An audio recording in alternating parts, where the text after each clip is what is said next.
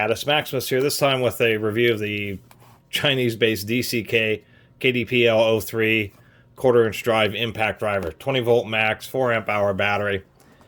This is a promotional product. They did send it to me for free. Thought, oh, for the set, I'll give it a shot and maybe use them as my beaters over the DeWalt. I will be comparing this to my DeWalt. It does come with a halfway decent carry bag, wraparound handle, and inside here we do have a come on now, actually it does have a wire reinforcer, so this is the same thing as the DeWalt and Makita bags. We do have a handle in there, and it does have like a little bit of a pad with a shoulder strap. Excuse me, I should say it comes with a shoulder strap. Obligatory manuals, and a little plastic bag. What is this? This is our Get 24/7 assistance. I believe these just have a 1-year warranty. No, I'm actually incorrect. They'll give you 2 years on the tool, 1 year on the battery and charger. I'm going to add this bit kind of in the beginning. I was saying that they're trying to spend a few more bucks and get a more professional brand. And I totally just spaced it out. I'm really bad about forgetting stuff during the teardown, but this is not a censored motor like all the professional brands, and I was noticing that just as soon as I finished the teardown. That's why I'm adding this more at the beginning of the video. That's probably the biggest shortfall, because I was noticing that if I go real slow, my damn camera would focus. If I go real slow, it's kind of stalling. And that's because it doesn't have sensors on the motor to tell that it's stalling and to adjust its power and frequency to force it to roll over. And that's where they're saving a bunch of money on this tool, is by not having a censored motor. It's really, I think they're charging too much. I think its price is just a bit high, considering that it has just a 2-amp charger, 4-amp battery, and a non-censored brushless motor. Here's a quick look at their fastener removal mode. It's actually not super great because it doesn't actually sense load. It's just as like a burst. Not super great. We'll try driving some real heathens. 4-inch long deck screws here. You do have to pull the chuck, which is also a little bit of annoyance. I wish they would have done something like the DeWalt where you can just push it in and go. Anyway. Also, for some reason, the chuck is super deep, and you actually have to pull it back out a little bit, which doesn't make a huge amount of sense to me. Let's do that one more time here. Got a glove because these screws are just blazing hot.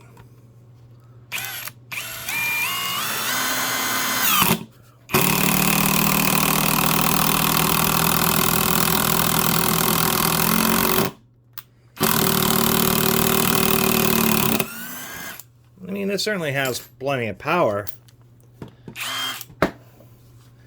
It's just they neutered it for some reason. I mean, this won't even be a comparison. It's kind of surprising.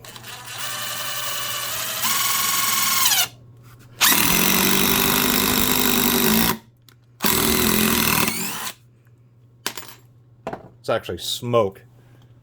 Super hot screw. So, as we can see there,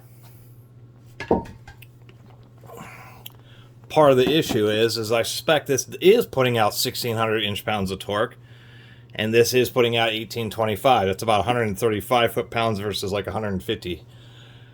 It's just the DeWalt is also spinning a lot faster and delivering a lot more impacts per second than this thing is. And, you know, a little bit ouchy. I mean, the tool actually seems pretty well built, just as soon as you give it a little bit more power, it impacts. But that stalling right there is because it doesn't have a sensor. We take something like this DeWalt, and if I go super low, it knows that it's not turning, but I have has a much more linear trigger. and it knows it's not turning, so it just cuts itself off. But it also gives you the ability to go real slow.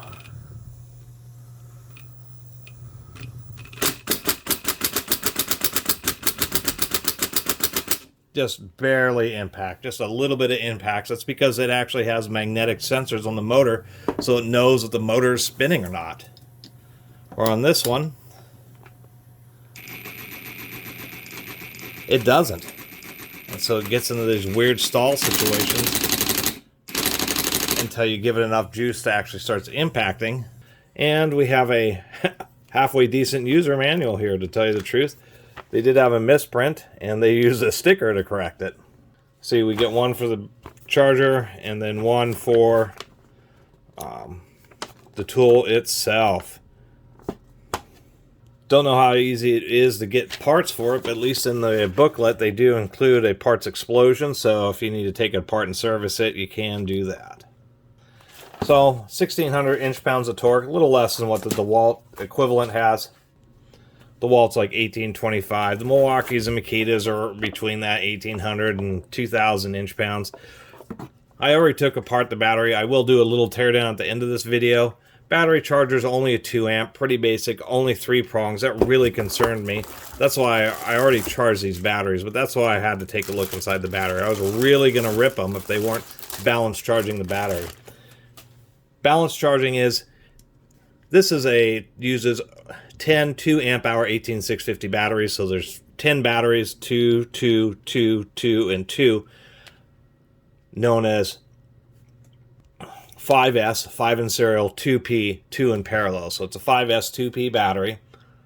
They do serialize them, so they actually are attempting to keep track if they have some type of defects. It is polycarbonate. We do have a power meter, but it is on the front of the battery. And really, it should probably be on the back of the battery, say like on this DeWalt, because this little plastic panel is going to get pretty beat up being on the front of the tool. Build quality is, okay. That's, the easiest way to say it for the budget.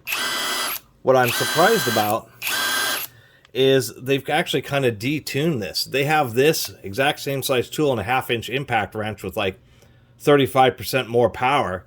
And I think they just basically decided that 1,600 inch-pounds was enough power for 1/4 inch drive, and they were going to probably were breaking too many of their own bits. It does come with a pretty healthy bit set here. I'll take a look at that in a second, although they are pretty cheaply made. They are impact rated. Does come with a belt clip as well. Can be put on either side. Does have the provision for the wrist strap. Unfortunately, with the light, no delay. It just only comes on when you're operating the trigger. It is a metal gear housing. I should say, let me get out a bit here. I'll just do it like that. This spindle is actually pretty tight on this. At least I can give them credit for that. I'm just surprised that they limited the power to being 1,600 inch-pounds when they could have obviously had it be way, way more powerful. And if you listen to how quiet the motor is, I think that's all they've done is just the electronics. This is the same as their compact 1/2 inch impact brushless impact wrench. They're just making the motor spin slower in this. No other real reason for it. It's just an oddball design choice. Back to the battery. Balance charger, once again, is in the battery. It's important because lithium-ion cells aren't all created equal, and even though this may be a 4 amp hour, so that would be 2 amp hour 18650s, some may be a little higher, some may be a little bit lower. When you run it, some may get right to 0 sooner than other cells, and when you charge it up, that particular cell that is a little bit lower will need to receive just a little bit more energy, and the other cells will have to be cut off. And that's a big deal. Like Harbor Freight's, a lot of Harbor Freight's tools aren't balanced at all. And what that means is they're just charging them like an old kind of NiCad style. And it means that when you have weak cells, it can be end up trying to achieve the voltage. It'll overcharge the strong cells, trying to bring the weak cell up to the proper voltage rather than just cutting off charge on the cells that come up first and then continuing to live charge on whatever cells are weakest. And same thing with the opposite. When it discharges, apparently what it's doing is it's using the third prong, which would normally just be for thermal. It's also using that to basically tell the tool to shut down. What we do have here is some power modes. We have a low and a high. I can't appreciate that, but when you go into reverse, we have this mode. Let's get this belt clip on. Get this box out of the way. Real fast here, this is all I wanted to show. That they have 180 newton meters there. But then on their half-inch impact wrench version, turn 98 newton meters. So the best I can figure is they intentionally detune the 1/4 inch hex because they determined that 180 newton meters or 1,600 inch-pounds is as much power as you need. And another quick thing here. Here it is on Amazon. They have a $10 off, so it's 130 bucks. If we compare that to, say, the DeWalt kit with two 2-amp-hour batteries, 200 bucks. The full DeWalt set's 365 on Amazon right now, with two 5-amp-hour batteries, or it's about 250 for their hammer drill and the impact together with two 4-amp-hour batteries. So not a lot cheaper than the DeWalt's. And this is the big DeWalt DCD 996 and the DCF 887. And it's two 5-amp-hour batteries with a hard case. Throw in this little bit here. They did come with a pretty decent selection of bits. You know, a lot of copies of the most common sizes of Torx, flathead. We do have 3, 4, 5, 6, and 7 millimeter, which is kind of nice. We do have posi drive Phillips all the way up through number 4, and then regular Phillips all the way up through number 4. The obligatory little, although it is handy that at least did come with a pretty large selection of impact bits, the most common ones you're going to use.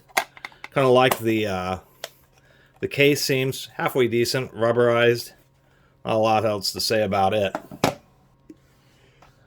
So really, in conclusion, they wanted me to do a real professional, make them look really professional in their email.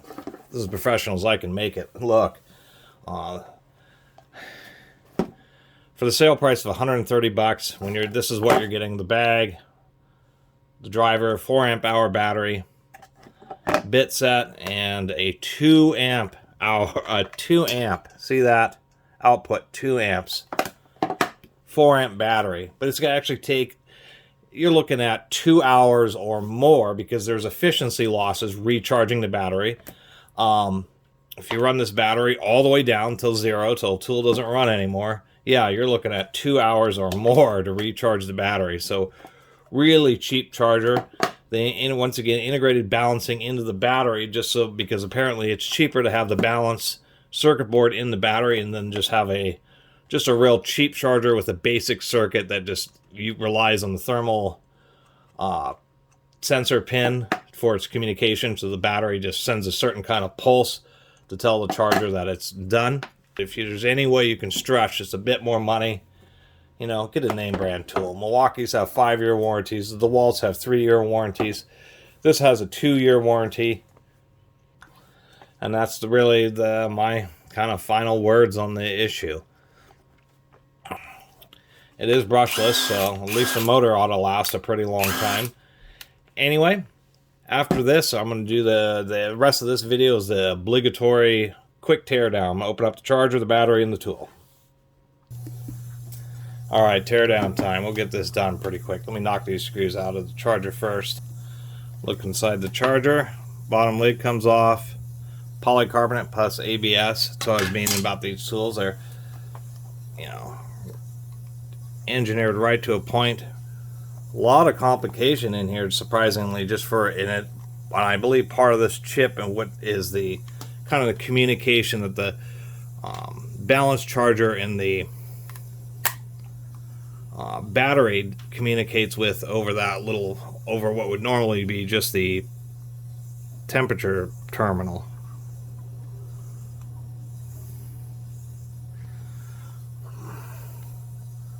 soldering on that joint doesn't look super hot.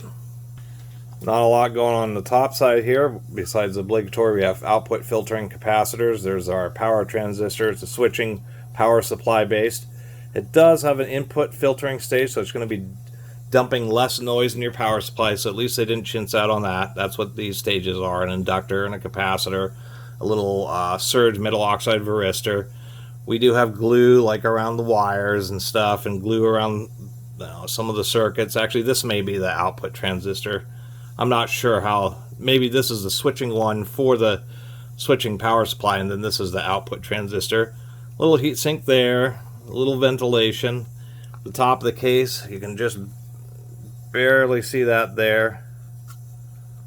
I don't know if you can. If I can just get the right, there you go, polycarbonate plus ABS. So that's what the PC stands for. So it's, it's decent quality plastics. This capacitor here is indeed 105 degrees Celsius. These other little capacitors are also 105, so they're high temperature rated capacitors. This is not the first charger, rating revision 1.7, made in March of 2022. Oh, and there's the brand. It's actually a Dongcheng. Anyway, surprisingly complicated charging board for just a 3-terminal. There's just a ton of circuits, and that, I assume, particularly this big circuit here, this big chip, is because the battery and charger are actually communicating with each other. So that's actually surprisingly complicated, to tell you the truth, and decent materials. Opening up the battery, we'll say I do like the bright lights, and that's 4 dots on the although I do wish it kind of would wait for just a second, but I guess it's just fine, because when it has less circuitry, and actually, like, very early Milwaukee's had issues where the circuitry related to the battery meter itself drew too much power and would kill the batteries. Since I'm also going to be doing the hammer drill, I'll be recycling the battery and charger teardowns, because they'll be same for both tools. 2 springs. Looking at the graded plastic there, PA6, so that's a nylon latch.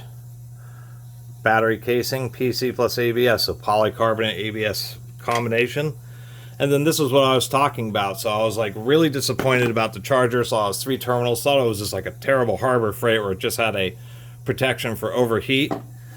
Same thing on the tool. But then we just opened up the charger and saw that it has actually a pretty complicated computer controlled board. But when I opened up the battery, I thought, oh, well, it's obvious, because what we have here is we have all these different bands which are going to each of the pairs of batteries. So what you have here is you have the balance charger, a balance board integrated into the battery, and then it's just using this 3rd terminal as a way to communicate that it's, stop charging or continue charging, etc. And then how it works is the CT 1, 2, 3, 4, and then you have the master positive and battery master negative. You can see on this battery how they have just a really thick, wide trace going up to the terminals. They did put dielectric grease on the terminals, so I'll give them credit for that. They did put glue, or, I guess they would call that Celastic, over the wire connections there, and over the control chip there. I can't pull this board up, because what they've done is these metal terminals are integrated in the battery to set the board over it, and they solder it, so I have to solder wick all those terminals off. I suspect why they put Celastic on these terminals but not all of them is more of a form of tamper resistance, essentially. And surprisingly enough, this thing is press fit in here pretty darn tight. I've been trying to pause the camera, tried to get it out, and I have to pry at it, and I don't want to dent these cells. But I don't see, they're gray cells, and I don't see any evidence of printing. So I'm pretty sure these aren't Samsung or Sanyo or Panasonic or Sony lithium-ion cells. But they are all integrated into this kind of cartridge, which helps to provide additional protection into the battery case. The cartridge itself, PA6 GF30, so that's fiberglass reinforced nylon for the internal battery protective shell. and I'll give them credit for that. And they even put Celastic on the back of the display, the battery display board there. So overall, at least I will give them credit. It is a balanced charging system. It's just kind of a different way of doing it, where they have the balanced charger integrated into the battery pack itself, and then communicates with a kind of, what I'd say, a semi-intelligent kind of basic charger. And I guess it's just cheaper for them to do it that way. Anyway, now let's take apart the driver. Oddly enough, the driver, it was all Torx on the charger and battery, all Phillips on the driver. We got quite a few screws just to hold the clamshell together. We've got 9 screws just to hold the clamshell together, plus another 4 to hold the gearbox on.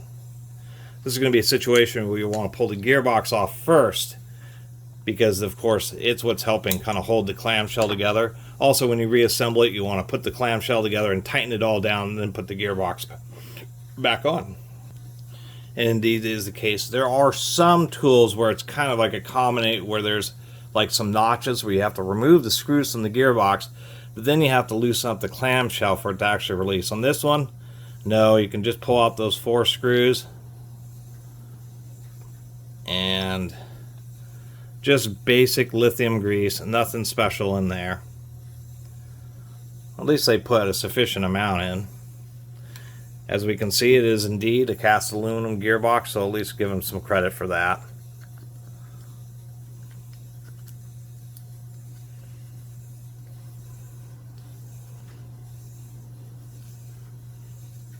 That little black ring in there is just a thrust washer to prevent the anvil from grinding its way out through, a steel washer to prevent the anvil from grinding its way through the front of the gear case. Let's get the rest of the screws out of here. Oops, real fast before I do that, let's pull this out. We do have an obligatory ball bearing to support the carriage, little washer. This is what I wanted to see. At least they're using 3 reduction gears, where a lot of it, the standard has been 2 gears for a long time, but I think they started going with 3 just to improve gearbox reliability, and most manufacturers start going that way. So it's good to see that at least they've done that. Dumped out what I find interesting about this ring gear is it's just set into the gearbox, and then it actually has a metal ring over the top of it. I assume, I'm not exactly sure what the deal with that is. This ring doesn't sit on the bottom. I was trying to figure that out, so I don't know if that's, I just don't know what that's really related to. I guess it's just to provide a washer between this little lip of aluminum and the ring gear itself, so it doesn't wear and slide back and forth. Anyway, got this thing apart. Some of these parts, like this connector, are really stuck together between the case halves. So like in a DeWalt, everything's integrated into one massive assembly for the trigger. This one is interesting, where it's like some other brands. I think Makita or somebody, but they have the control electronics, and the base plate here explains why this was so thick. And then we have a few control wires. So the trigger is just basically a basic controller, and then the power driver is down here in this lower board. It's a little bit more budget way of doing something, but I suppose it's okay. They do have a rubber bellows over the plunger to try to prevent debris from getting into the switch, which is at least a good sign. We can see a little ball bearing at the back of the motor. And I did check, there's actually another ball bearing on the front of the motor. It's just pressed pretty tightly into this nylon support there. Other than that, I mean, not a lot to complain about. They did put shrink wrap on each of the power wires. I suppose if you could get parts, they do have a part explosion. So if you could get parts, like you could be able to unplug the motor and be able to swap, I guess, the charging terminal and the main brain board. Be able to swap the trigger, because that looks to be like a connector right there, maybe a little bit of hot glue on it to prevent it from coming loose. But you could just unplug that and you could be able to switch the brain board, or be able to switch the trigger or the motor itself. I don't think they put a lot of varnish or epoxy The reason I say that, come on, camera.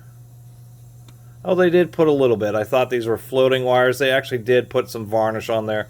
So these wires right here aren't actually vibrating around, which is a good thing because they can fatigue pretty fast on an impact driver. And yes, they even have a little detail. This is a little seal that the gearbox presses against to help try to prevent the whole tool from just getting all oily from oil seepage. Other than that, not a lot else to say. It's a pretty standard brushless device. They just use I think it's like Makita or somebody that uses a design like this where they have the power control board in a separate situation. And anyway, really appreciate everybody who's been watching and subscribing. And if you haven't subscribed, please do. Till next time, Catus Maximus out.